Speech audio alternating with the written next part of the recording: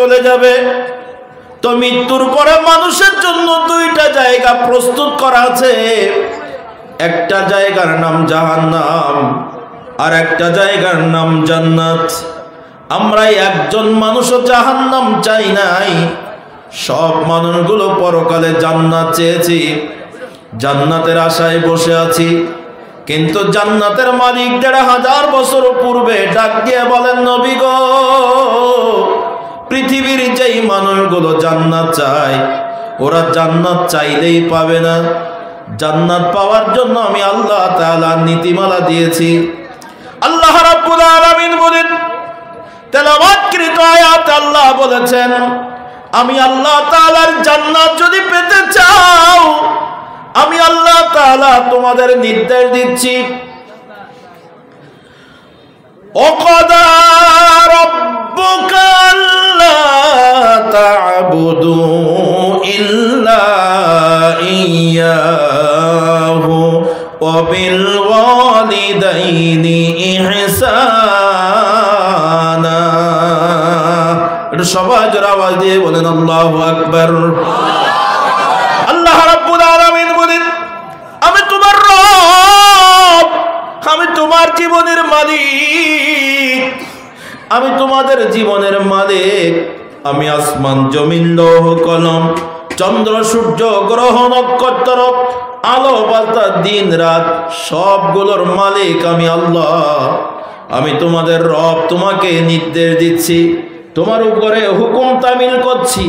আমার জান্নাত যদি পেতে চাও, প্রথম নম্বর শর্ত হলো আল্লাহ তা'বুদু ইল্লা ইয়া, একমাত্র আমি আল্লাহর ইবাদত করবে, একমাত্র আমি আল্লাহর গোলামি করবে, একমাত্র আমি আল্লাহর দাসত্ব করবে, অন্য কারোর নয়। কথা আওয়াজ দিয়ে বলেন, কার কথা?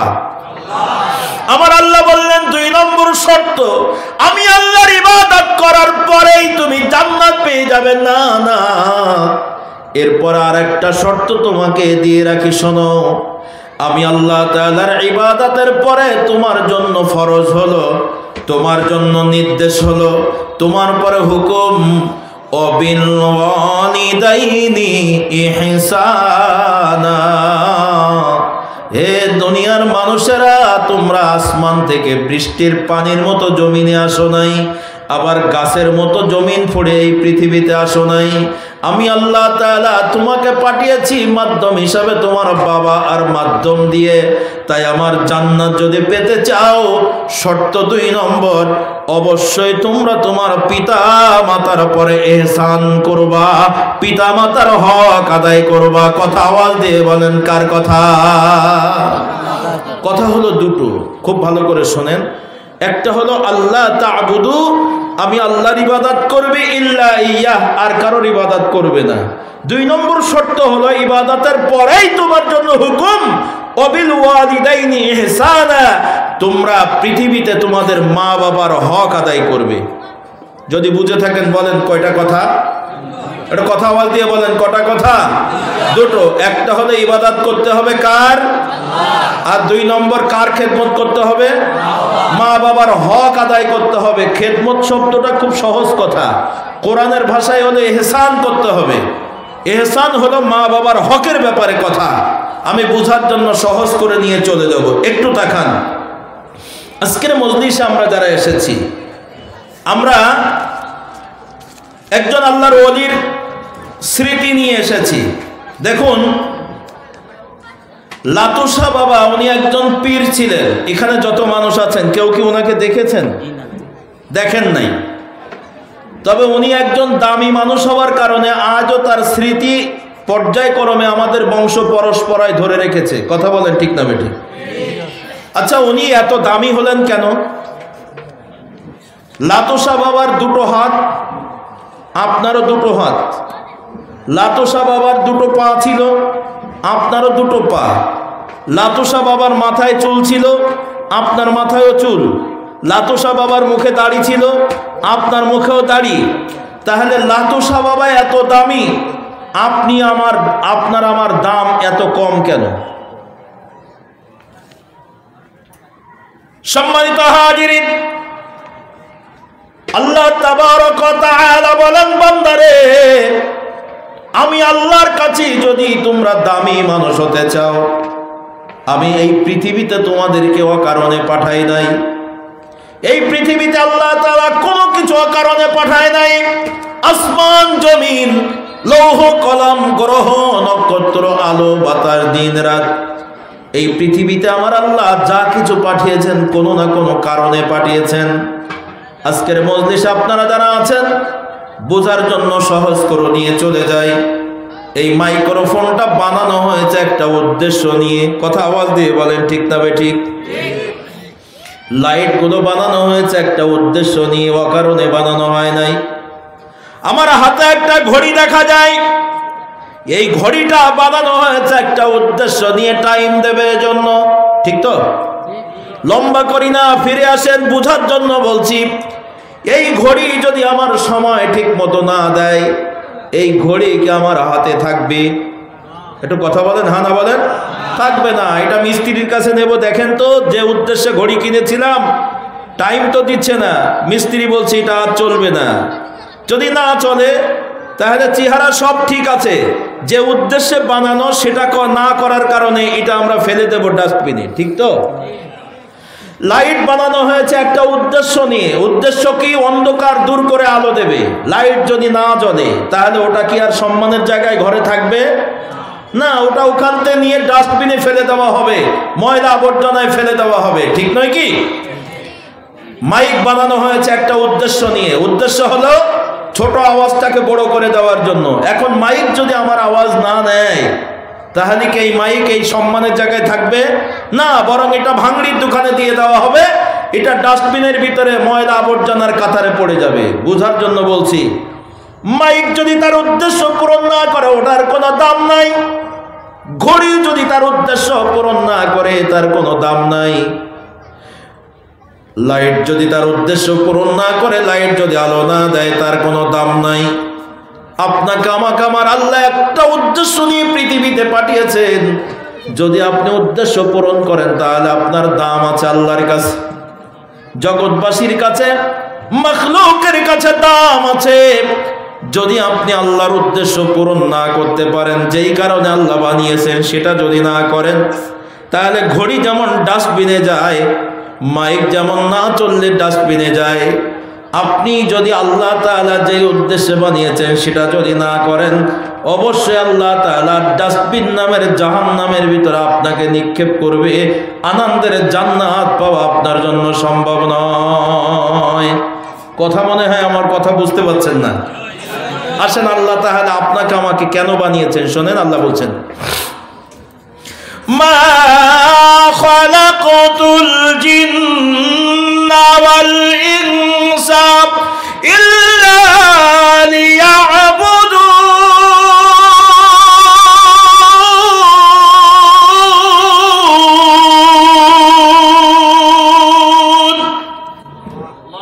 আমার আল্লাহ বলেন, বান্দারে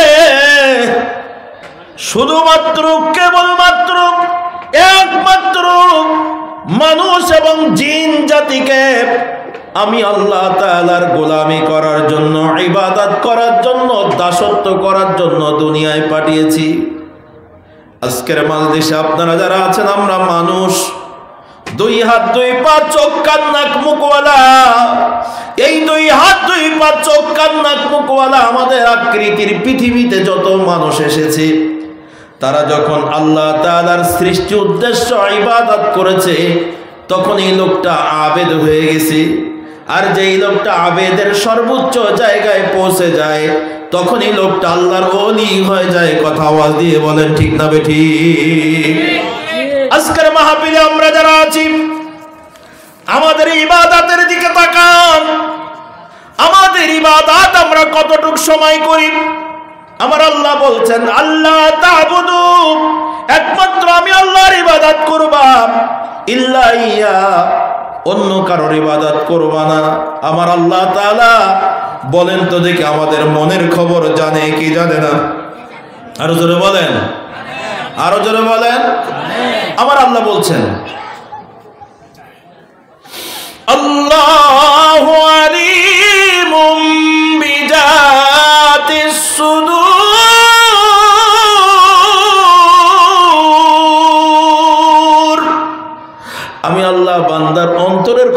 মানি, তোমার অন্তরে যেটা উদয় হয় ওটা জবানে আসার আগে আমি আল্লাহ তাআলার আরশ আজিমে পৌঁছে যায়। এটা সুবহানাল্লাহ বলেন। একটু আগে শুরুতেই বলেছিলাম এখান থেকে শিলচর দুইজন যাচ্ছিল, অন্তরের খবর দুনিয়ার কেউ জানতো না, যিনি জানতেন তিনি কে? সম্মানিত হাজিরিন, তাহলে আমরা যত ইবাদত করব সব ইবাদতগুলো আল্লাহর সন্তুষ্টির জন্য করতে পারি না। তাই আল্লাহ আমাদের অন্তরের দিকে তাকিয়ে বলতেন, সাবধান, আল্লাহ তুশরিকু বিহি শাইআ, কোন অবস্থাতে আমার সাথে অংশীদার সাব্যস্ত করবে না। ইবাদত যখন করবে ইল্লা ইয়া, একমাত্র আমি আল্লাহরই খুশি করার জন্য করবে, অন্য কারোর জন্য না। সুবহানাল্লাহ বলবেন না?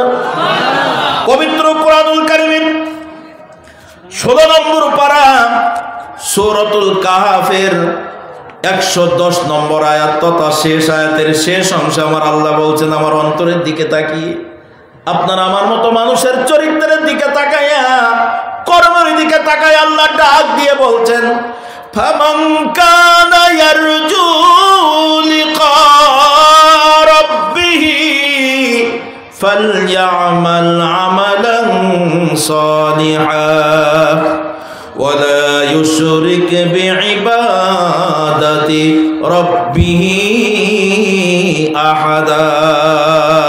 জোরে বলেন আল্লাহু আকবার। একটু আগে আমরা জান্নাত চেয়েছিলাম, আমার আল্লাহ ১৫০০ বছর পূর্বে জানিয়ে দিলেন, বান্দারে আমার জান্নাত চাও। ফামান কানা ইয়ারজু লিকা রাব্বিহি, হে বান্দা আমি তোমার রব, আমার দিদার যদি তোমরা পেতে চাও, আমি আল্লাহর সাক্ষাৎ যদি পেতে চাও। ১৫০০ বছর পূর্বে সাহাবায়ে কেরাম আমার নবীকে ডাক দিয়ে বলে, নবী গো, আল্লাহর সাক্ষাৎ পাওয়া যাবে কোথায়? আমার দয়ার নবী ডাক দিয়ে বলেন, আমার উম্মতেরা রে, কিয়ামতের ময়দান যেদিন কায়েম হয়ে যাবে, মানুষের বিচার ফয়সালা শেষ হয়ে যাবে, যখন জান্নাত জাহান্নাম যখন সাবেত হয়ে যাবে, একদল মানুষ জান্নাতে চলে যাবে আর একদল মানুষ জাহান্নামে চলে যাবে, ফাইনাল যখন হয়ে যাবে, এমন সময় আমার আল্লাহ তাআলা বিচারকের সিংহাসন থেকে নেমে সরাসরি জান্নাতের ভিতরে প্রবেশ করবেন এবং জান্নাতে ঢুকে জান্নাতি মানুষদেরকে ডেকে ডেকে ডেকে ডেকে আমার আল্লাহ স্বাভাবিকভাবে গল্প করবেন। তাই আমার আল্লাহ আপনাকে আমাকে জানিয়ে দিচ্ছেন, বান্দা আমার জান্নাত চাও।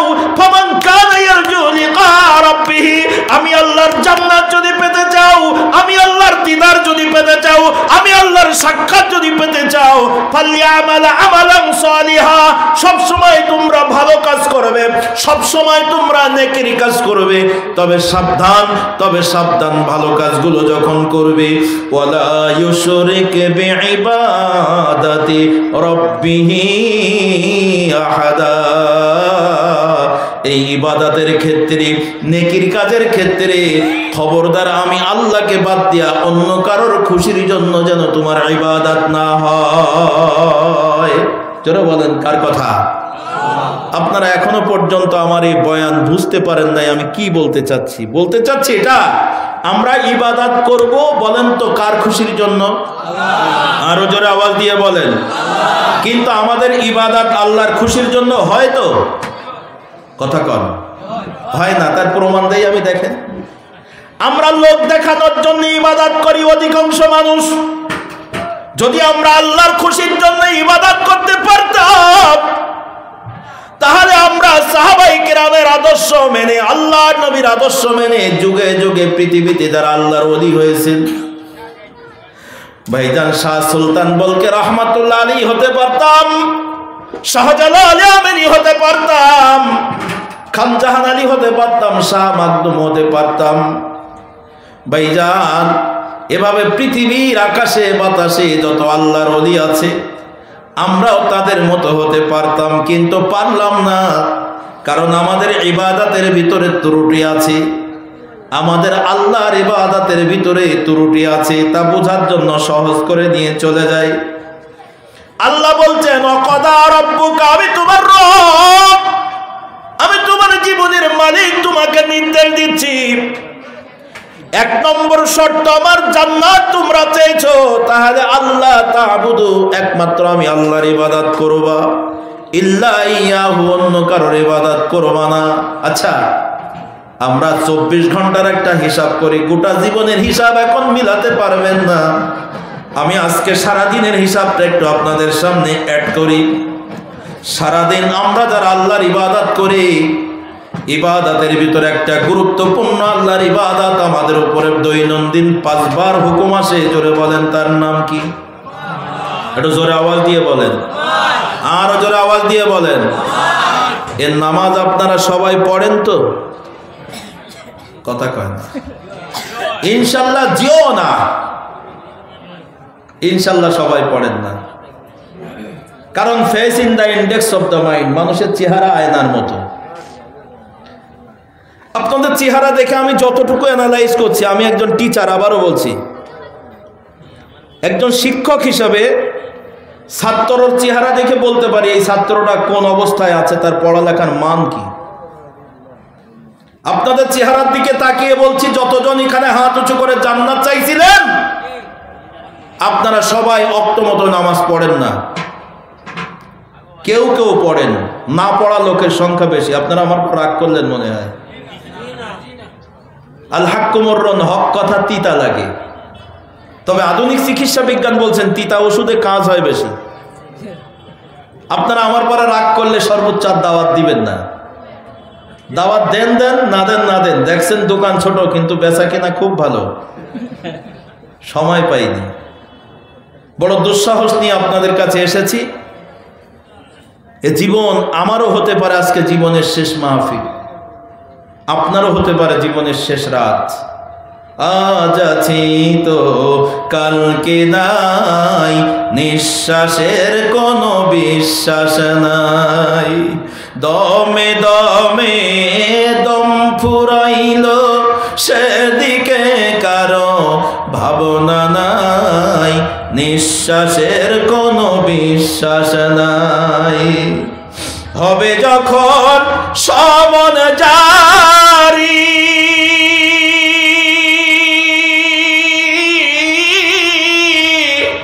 বন্ধ হবে দুনিয়াদারি। হবে যখন সমন জারি, বন্ধ হবে দুনিয়াদারি।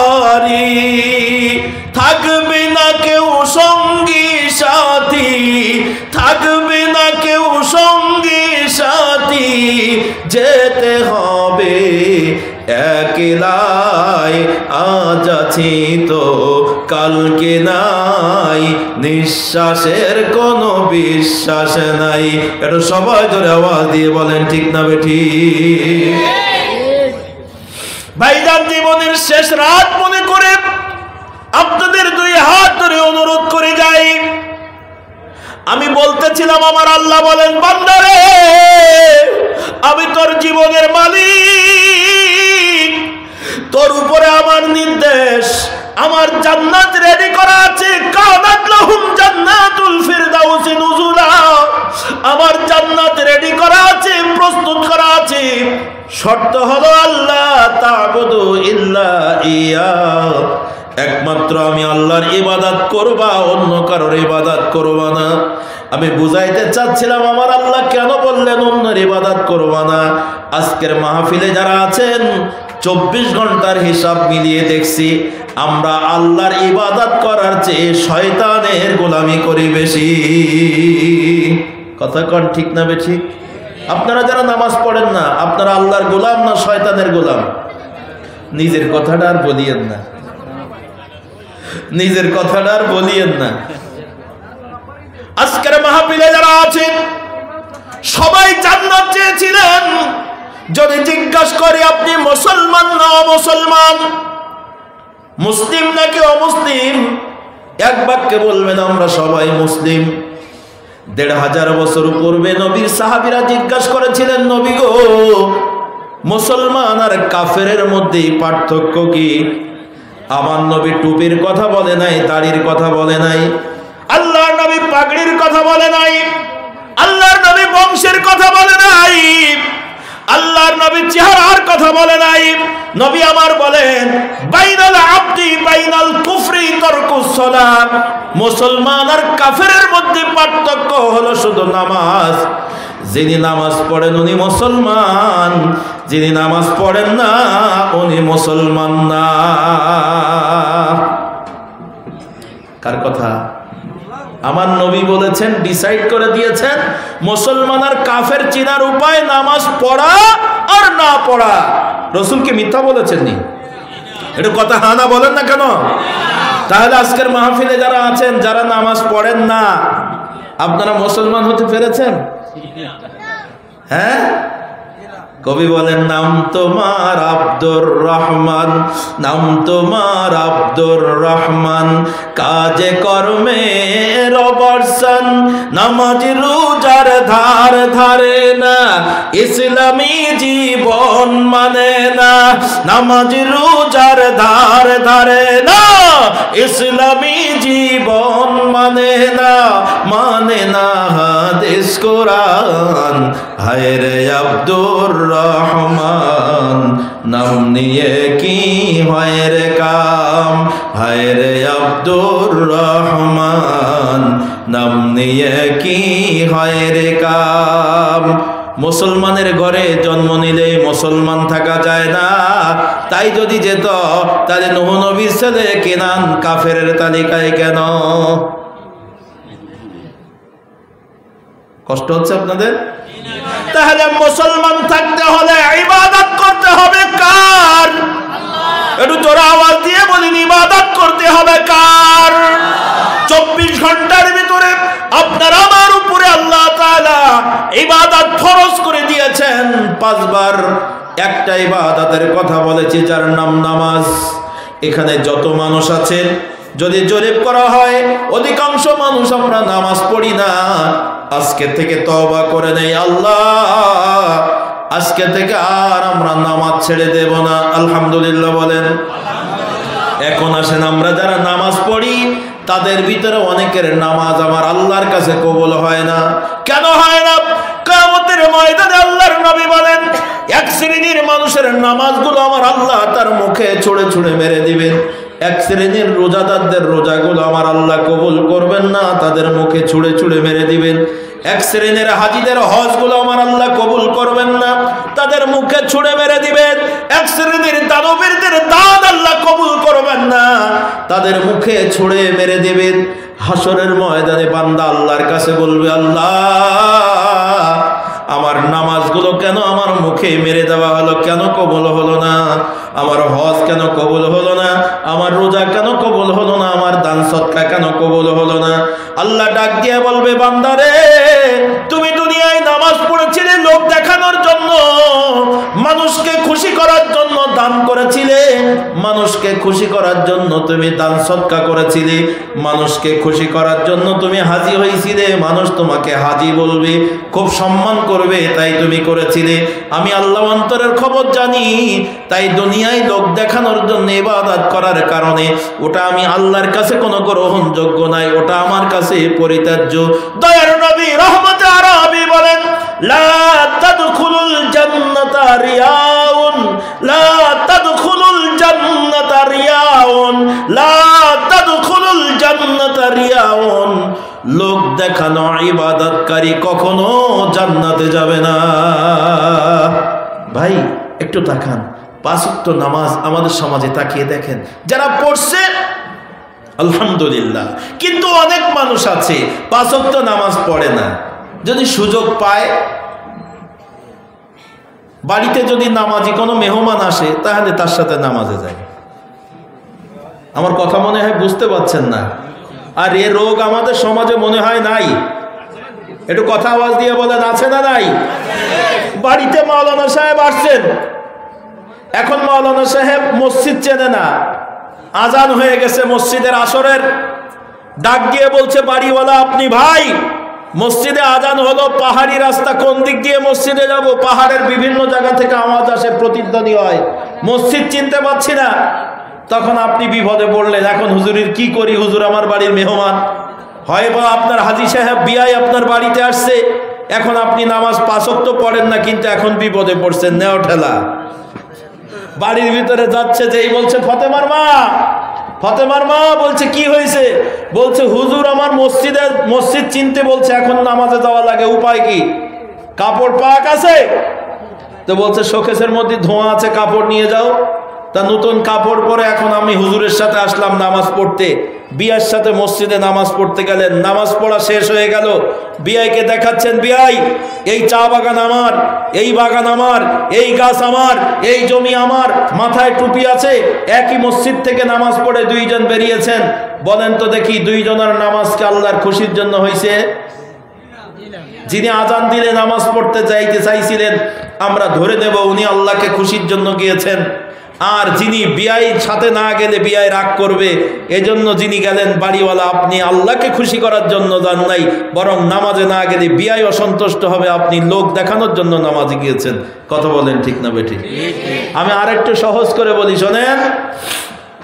সারা সপ্তাহ নামাজ নাই, আল্লাহ কেন বললেন আল্লাহ তা'বুদু ইল্লা ইয়া, একমাত্র আমি আল্লাহর জন্য ইবাদত করবা, অন্য কারোর জন্য করবা না? কেন বললেন তা শোনেন। আমরা অধিকাংশ মানুষ আমাদের সমাজে তাকিয়ে দেখেন, 5 ওয়াক্ত নামাজের খবর নাই। ফজরের মসজিদে 2 জন 5 জন 10 জন, শীতের সময় আসছে, মুসল্লি বাড়ে না কমে? হাই হাই, ফজরের সময় গেলি বোঝা যায় এই গ্রামে কজন মুসলমান। ঈশার নামাজে মসজিদে গেলে দেখা যায় এ পাড়ায় কজন মুসলমান নামাজি। বুঝার জন্য বলছিলাম, শুনুন ভাই, আল্লাহু আকবার, সারা সপ্তাহ নামাজ নাই, ফজর নাই, জোহর নাই, আসর নাই, মাগরিব নাই, ঈশা নাই। হাই রে হাই! শুধু তাই না, আসরের নামাজের সময় বাজারে বসে আছে, মাগরিবের নামাজের সময় বাজারে বসে আছে, মসজিদের মুয়াজ্জিন ডাক দিচ্ছে, হাইয়া আলাস সালাহ,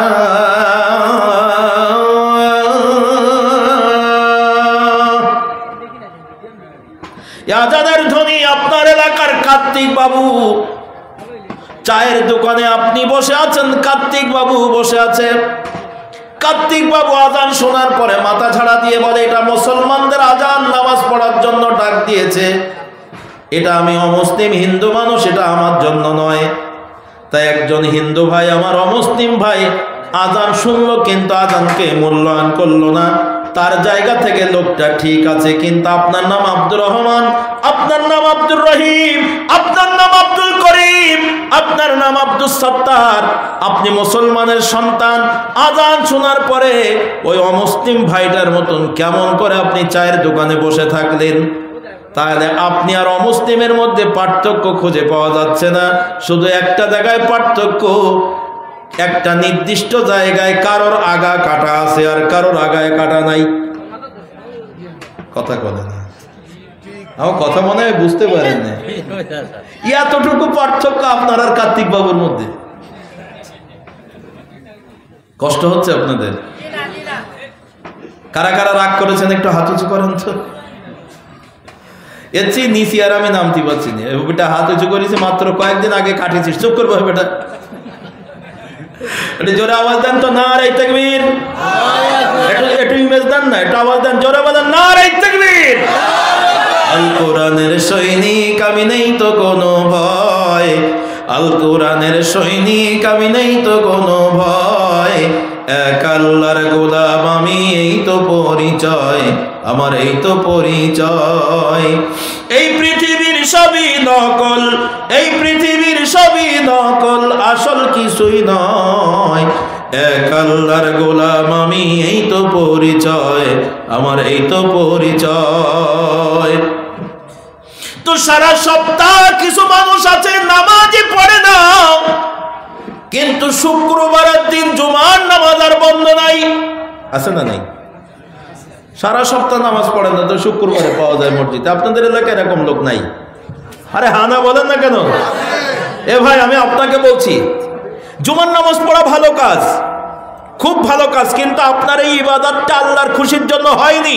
তার প্রমাণ করছে আল্লাহ কোরআনে বলেছেন, আল্লাহ তা'বুদু ইল্লা ইয়া, আমি আল্লাহর জন্য ইবাদত করবা, অন্য কারোর জন্য করো না। এটাকে বোঝার জন্য আপনাকে বলছি, সারা সপ্তাহ নামাজ নাই, জুমার নামাজ কেন পড়তে যান? দেখলে তো মুসলমান মনে হয়, মাথায় টুপি, গোসল করে, সুন্দর পোশাক পরে, পাঞ্জাবি পরে জুমার নামাজে গিয়েছেন, মাশাআল্লাহ, না যাওয়ার চেয়ে ভালো কাজ করেছেন। কিন্তু আসেন, জুমার নামাজ কেন পড়তে এসেছেন? আমি আপনাকে জিজ্ঞাসা করছি, কারণ আপনার অন্তরের খবর কেউ জানে না, যিনি জানেন জোরে বলেন তিনি কে? আল্লাহ। তাই বোঝার জন্য বলছি।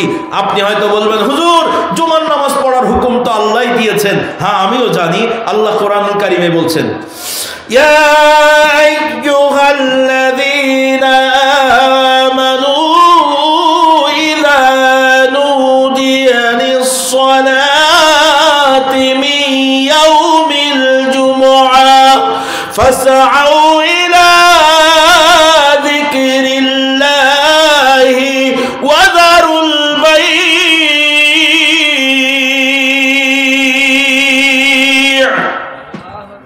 আল্লাহ তাবারক ওয়া তাআলা বলছেন, বান্দারে, ইমানদারেরা যখন জুমার আজান হয়ে যায় তখন তোমাদের ব্যবসা বাণিজ্য ক্রয় বিক্রয় সব বন্ধ করে দিয়ে আমি আল্লাহ আমার জিকিরে শামিল হয়ে যাও। এখানে জিকির শব্দের অর্থ হলো জুমার নামাজ। ভাইজান, আমিও জানি জুমার নামাজ আজ হুকুম আল্লাহ তাআলার, কিন্তু আপনাকে বলছি, এ জুমার নামাজ আদায়কারী ভাই, আমি আপনাকে বলছি, এক সপ্তাহ পর আপনি জুমার নামাজে কেন আসেন? বলছেন হুজুর আল্লাহর খুশির জন্য। মারহাবা, আমি জানি আল্লাহর খুশির জন্য আসা দরকার, কিন্তু আপনারটা আল্লাহর খুশির জন্য হয়নি। কেন হয়নি? এক সপ্তাহ যে লোকটা নামাজ পড়ে না, ফজর জোহর আসর মাগরিবের খবর নাই, আপনি জুমার নামাজ আল্লাহর সন্তুষ্টির জন্য এসেছেন মসজিদে পড়তে, আমার বিশ্বাস হয় না। কেন হয় না? আপনি জুমার নামাজ পড়তে এসেছেন হয়তোবা আপনার মায়ের বকুনির ভয়ে, মা বকা দেয়, আজকে শুক্রবারের দিন মসজিদ থেকে নিলে, না হলে আব্বা বকে, না হলে স্ত্রী বলে, আদর্শবান স্ত্রী বলে, আচ্ছা তুমি একটা মানুষ, এক সপ্তাহ ধরে তোমার খবর নাই, নামাজ কালাম পড়ো না, তা বাচ্চাটার না ছেলেটার না একটু মসজিদে যাও। কথা বুঝতে পারেননি? না হয় আমি মসজিদের সভাপতি, মসজিদ কমিটির ক্যাশিয়ার, মসজিদ কমিটির সেক্রেটারি, যদি শুক্রবারের দিনও মসজিদে না যায়, জনগণ বলবে কি যে সভাপতিও আসেনি? যদিও আপনাদের এলাকায় ওই রকম সভাপতি সেক্রেটারি নাই, তবে অনেক জায়গায় আছে, নামাজ কালামের খবর নাই, টাকা আছে, সমাজের প্রভাব প্রতিপত্তি আছে, মসজিদ কমিটির সেক্রেটারি সভাপতির পদ তাদের দিতে হবে। কথা বলেন, আছে না নাই? না ভাই, শোনেন, তাহলে জুমার নামাজ পড়তে যদি মায়ের খুশির জন্য হয়, বাবার খুশির জন্য হয়, লোকের খুশির জন্য হয়, স্ত্রীর খুশির জন্য হয়, আমার আল্লাহ তাই ডাক দিয়ে বলছেন, আল্লাহ তা'বুদু ইল্লা ইয়া, আমার জান্নাত পেতে হলে শর্ত হলো আমি আল্লাহর ইবাদত করবা, অন্য কারোর ইবাদত করবা না, অন্য কারোর খুশির জন্য তুমি ইবাদত করবা না।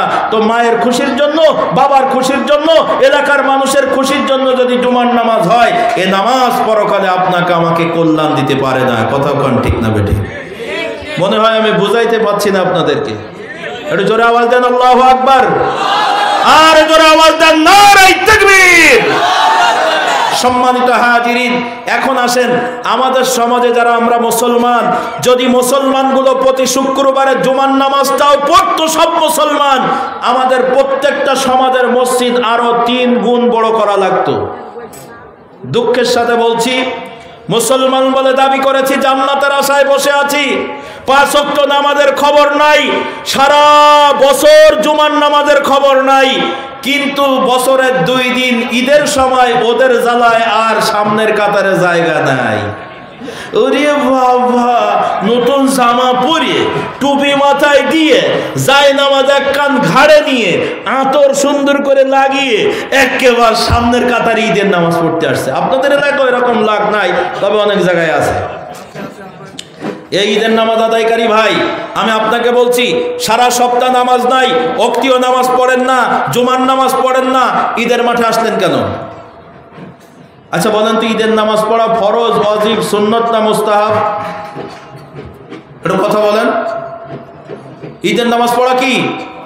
আরে জোরে বলেন না। ওয়াজিব। ইমাম সাহেব ঈদের দিন বলে দেয়, হুজুর অনেকদিন পড়িনি, মনে নেই। হ্যাঁ, ঈদের নামাজ পড়া ওয়াজিব, মারহাবা। আচ্ছা, ঈদের নামাজ আপনাদের এলাকায় সকালে হয় না বিকেলে হয়? আরে আমার সাথে একটু কথা বলেন না। কথা বললে মজা লাগবে, জোরে বলেন। ঈদের নামাজ সকালে না বিকেলে? আমরা তো কলকাতাতেও সকালে পড়ি, তাহলে তো মিল আছে। মাশাআল্লাহ। আচ্ছা, ঈদের নামাজ কয় রাকাত? একটু জোরে বলেন। সিওর 2 রাকাত। আমরা কিন্তু 2 রাকাত পড়ি, তাহলে তো মিলে যাচ্ছে। মাশাআল্লাহ, আপনাদের সাথে আমাদের মিল আছে। আচ্ছা, ঈদের নামাজ 2 রাকাত ওয়াজিব এবং সকালে, একদম সব মিল আছে। আচ্ছা, এখন তাকান তো, ফজরের নামাজ পড়া কি? আরে জোরে বলেন না। তাও ফরজে আইন, বাধ্যতামূলক, মাস্ট বি, আপনাকে পড়তেই হবে। ইট উইল বি মাস্ট, কোনো সুযোগ নাই বাদ দেওয়ার। এখন বলেন, ফজরের নামাজ ফরজ নামাজের মূল্য বেশি না ওয়াজিব নামাজের মূল্য বেশি? আরো জোরে বলেন। আচ্ছা, এখন মনে করেন আমরা ঈদের মাঠে আসছি, আমি ঈদের মাঠে আপনাদের থেকে ডাক দিয়ে বলছি সকালবেলা, ভাই ঈদের মাঠে ফজরের নামাজ পড়েননি, ঈদের ওয়াজিব নামাজ পড়তে আসলেন কেন? আপনি হয়তো বলবেন, হুজুর আপনার মাথা খারাপ। কেন?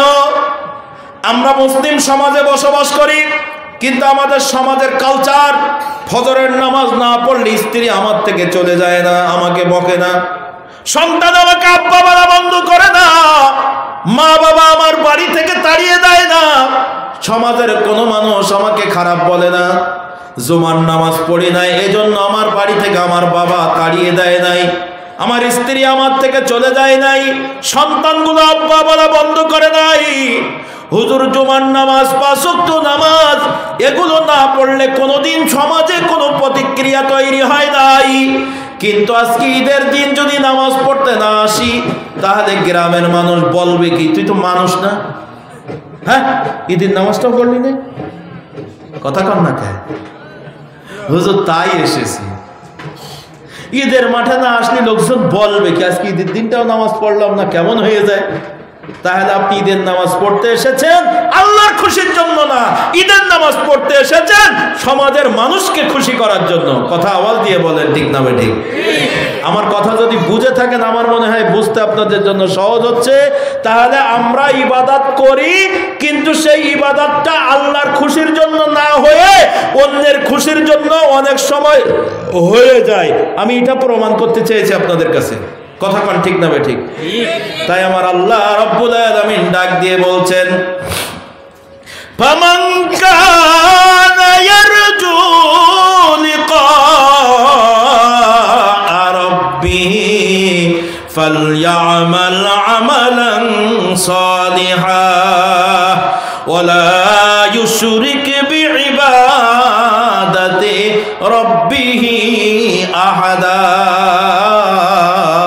আমার বান্দা, আমি তোর জীবনের মালিক, আমার সাথে যদি সাক্ষাৎ করতে চাস, আমার জান্নাত যদি পেতে চাস, তাহলে অবশ্যই তোরা ভালো কাজ করবে, তোরা নামাজ পড়বে, তোরা রোজা রাখবি, তোরা হজ করবি, তোরা যাকাত দিবি, তোরা দান সদকা করবি, যত ভালো কাজ জীবনে করবি, খুব সাবধান, খুব সাবধান, খুব সাবধান। ওয়ালা ইউশরিক বিইবাদাতি রাব্বিহি আহাদা।